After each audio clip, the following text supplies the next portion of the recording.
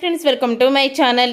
విక్కీ పద్మావతి భార్యాభర్తలని యశోధర్కి నిజం చెప్పిన మురళి నిజంగానే యశోధర్కి మురళి నిజం చెప్పాడా, అసలు ఏం జరిగింది అని మీరు తెలుసుకోవాలనుకుంటే వీడియోని తప్పకుండా లైక్ చేసి ఛానల్ని సబ్స్క్రైబ్ చేసుకొని పక్కనే ఉన్న గంట సింబల్పై ఆలని క్లిక్ చేయండి. మురళి అయితే పద్మావతిని ఫాలో అవుతూ వెళ్తాడు.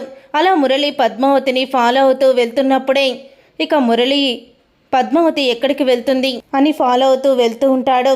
అప్పుడే ఇక పద్మావతి యశోధర్ కంపెనీలోకి వెళ్తుంది. వెళ్ళిన తర్వాత అప్పుడు అసలు యశోధర్ ఎవరు, పద్మావతి ఇతని కంపెనీలో పనిచేస్తుందా అని అనుకునే లోపే విక్కీ కూడా అదే ఆఫీస్కి వస్తాడు. అదే ఆఫీస్కి విక్కీ వచ్చిన తర్వాత అప్పుడే ఇక విక్కీ పద్మావతి ఇద్దరు ఒకే ఆఫీసులో పనిచేస్తున్నారు, కానీ ఇద్దరు ఒకేసారి రాలేదేంటి అని మురళికి అనుమానం వచ్చి వెంటనే దివ్యకైతే ఫోన్ చేస్తాడు. ఇక దివ్యకి ఫోన్ చేసి అంటూ ఉంటాడు. మురళి అయితే అవును పద్మావతి ఆఫీస్కి వెళ్ళిందా అని అడుగుతూ ఉంటాడు. మురళి విక్కీ కూడా వెళ్ళాడా అని అడగడంతో అవును ఇద్దరు వెళ్ళారు, ఇద్దరు కలిసే వెళ్ళారా లేకపోతే విడివిడిగా వెళ్ళారా అని అంటూ ఉంటే కాదు పద్మావతి వేరే ఆఫీస్లో పనిచేస్తుందంట, విక్కీ కూడా వేరే ఆఫీసులో పనిచేస్తున్నాడని అనుకుంటారు అని అనగానే అప్పుడే ఇక దివ్య అయితే వాళ్ళ గురించి ఇప్పుడెందుకు అడుగుతున్నావని అడుగుతూ ఉంటుంది. అప్పుడే ఇక మురళి అయితే చెప్తూ ఉంటాడు. ఇక మురళి అయితే అంటూ ఉంటాడు, విక్కీ పద్మావతి ఇద్దరు కూడా ఒకే కంపెనీలో పనిచేస్తున్నారు అని అనగానే ఏంటి విక్కీ పద్మావతి ఇద్దరు ఒకే కంపెనీలో పనిచేస్తున్నారా అని అంటూ ఉంటుంది. దివ్య అయితే అవును ఒకే కంపెనీలో పనిచేస్తున్నారు, వాళ్ళిద్దరూ ఒకే కంపెనీలో ఎందుకు పనిచేస్తున్నారో మొత్తం కూడా వివరాలు తెలుసుకుంటాను అని అక్కడే బయటికి వస్తున్న మూర్తినైతే చూస్తాడు మురళి.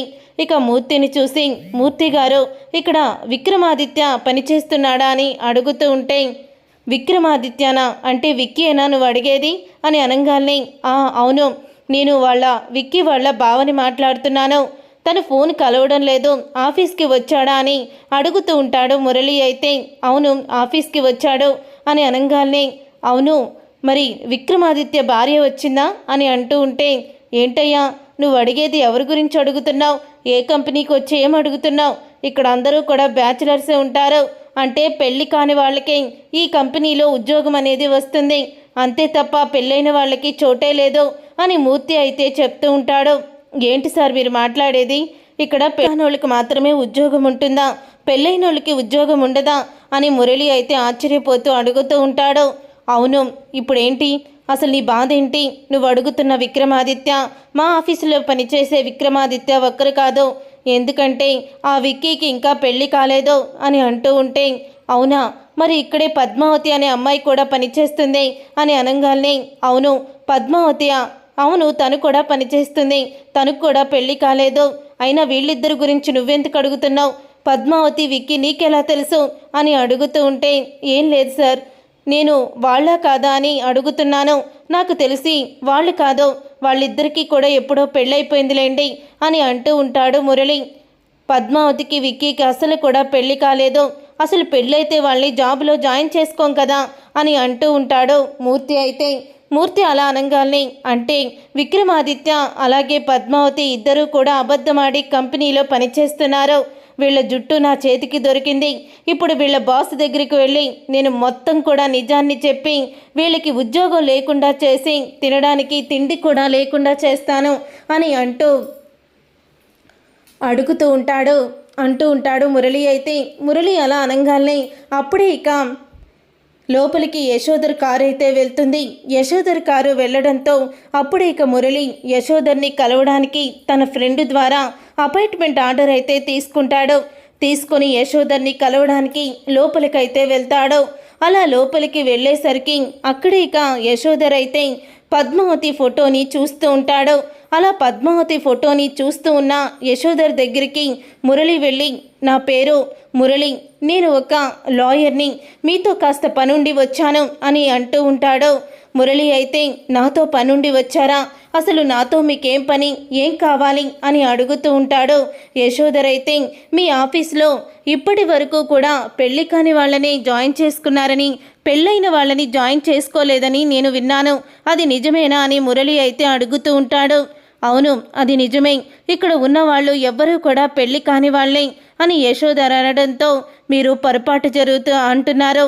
మిమ్మల్ని మోసం చేసి ఇక్కడ ఒక పెళ్ళైన జంట మీ ఆఫీసులో పెళ్లి కాలేదని అబద్ధం చెప్పి జాయిన్ అయ్యారు అని అనగానే ఒక్కసారి యశోదర్ అయితే షాక్ అయిపోతూ ఉంటారు.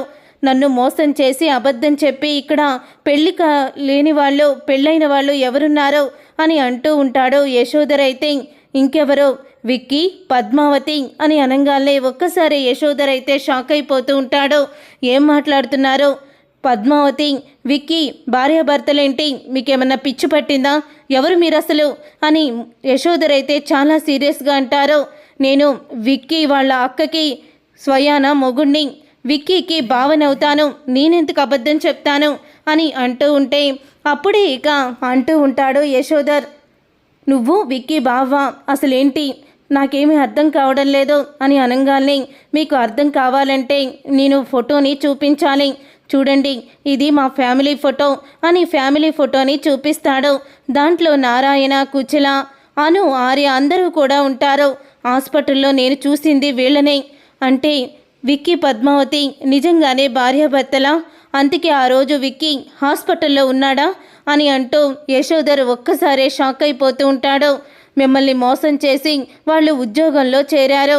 మిమ్మల్ని మోసం చేసిన వాళ్ళని మీరు వెంటనే బయటికి గెంటేయడమే రైటు అని మురళి అయితే అక్కడి నుంచి వెళ్ళిపోతాడు.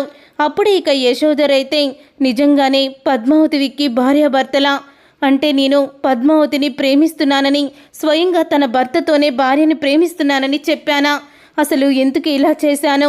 వీళ్ళెందుకు ఇలా నాటకం ఆడారు అంటూ అనుకుంటూ ఉంటాడు. యశోదర్ అయితే మూర్తి గారు అని గట్టిగా పిలుస్తాడు.